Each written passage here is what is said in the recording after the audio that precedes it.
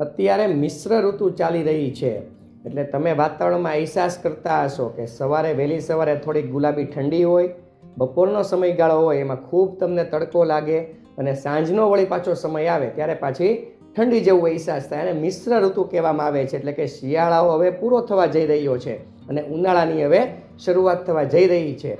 એટલે હોળી સુધી, હોળાષ્ટક સુધી થોડુંક નાસ્તામાં ચેન્જ કરજો, ભોજનમાં ચેન્જ કરજો. અને હું જે 3 વસ્તુ કહું ને એ તમારી ડાયટમાં સામેલ કરજો નાસ્તા તરીકે. એટલે શું થશે કે આ ઋતુમાં સમયગાળામાં કફના રોગો ખૂબ થતા હોય છે. શરદી, ઉધરસ, કફ વધી જાય તો તાવ આવે, શરીર તૈપા રાખે, થ્રોટ ઇન્ફેક્શન થાય, ગળામાં ખરેરી પડે, નબળાઈ જેવું લાગ્યા કરે, સતત ઊંઘ આવ્યા રાખે અને નાકમાંથી પાણી પડતું હોય, આ બધા કફજન્ય રોગો થતા હોય છે. અને જેની રોગ પ્રતિકારક શક્તિ ડાઉન હોય ને એ લોકો આની ઝપેટમાં વહેલા આવી જતા હોય છે.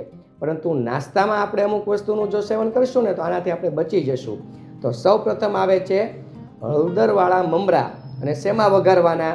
તો કે એમાં તમે ધાણા જીરુંમાં પણ વઘારી શકો છો.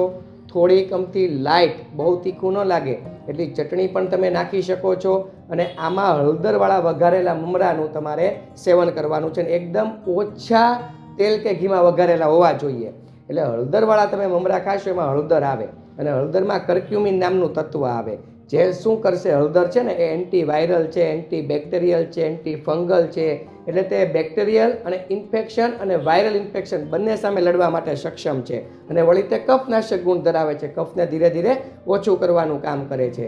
અને થોડીક અમથું લાઇટ મરચું એટલે કે ચટણી અને ધાણા જીરું છે એ પણ કફને ધીરે ધીરે ઓછું કરવાનું કામ કરે છે. નવો કફ થવા પણ નહીં દે. અને મમરા છે ને તે સુપાચ્ય છે, હળવું ભોજન છે, સરળતાથી પચી જાય છે. એટલે તમારે હળદરવાળા મમરા ખાવા પણ જરૂરી છે. નાસ્તામાં તમે કાંઈ પણ ખાઓ એમાં તમારે હળદરવાળા મમરા ખાવા જોઈએ. બીજા નંબરે આવે છે હળદરવાળા મગના ખાખરા. આપણે ખાખરા તો ખાતા હોઈએ છીએ પરંતુ હળદર અને મગના ખાખરા ઘરે બની જાય સરળતાથી. તમે એની રેસીપી પણ જોઈ શકો છો વિડીયો મારફતે. તો હળદર અને મગના ખાખરા તૈયાર પણ મળતા હોય છે, સારા તમે લઈ શકો છો. તો આનું મહત્વ શું છે? એક તો સુપાચ્ય, હળવા છે, પચવામાં એકદમ સરળતાથી પચી જાય છે. અને હળદર અને મગ બંને છે ને તે કફને ઓછું કરવાનું કામ કરે છે. અને મગ તો રોગ પ્રતિકારક શક્તિ પણ વધારવાનું કામ કરે છે.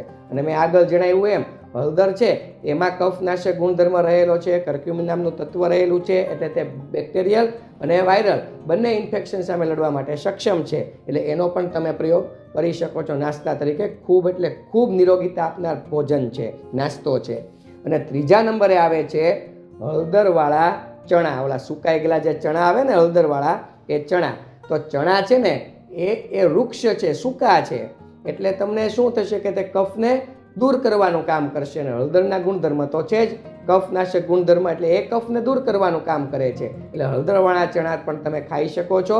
અને બાફેલા ચણા હોય એમાં પણ તમે વિવિધ મરી મસાલાઓ વઘાર તરીકેનો ઉપયોગ કરીને એ પણ તમે એનું સેવન કરી શકો છો. કેમ કે એ પણ તમને ધીરે ધીરેના જે મરી મસાલા હોય જેમ કે ધાણા જીરું છે, હળદર છે, મરચું છે, આ બધા જે મરી મસાલા હોય એ શું કામ કરશે? એ તમારા કફને ધીરે ધીરે ઓછું કરવાનું કામ કરશે. એટલે આ 3 વ્યંજનો છે એ તમે તમારા નાસ્તામાં એને સામેલ કરજો. અને એક સરસ મજાની ટિપ્સ આપી દઉં કે હાલતા ને ચાલતા હમણાં બંને મિશ્ર ઋતુમાં તમે દિવસ દરમિયાન 2 થી 3 તુલસીના પાન ચાવીને ખાઈ શકો છો. 1 અરડુસીનું પાન ચાવીને ખાઈ શકો છો. દિવસ દરમિયાન 1 વખત લીંબુ પાણીનું સેવન કરી શકો છો.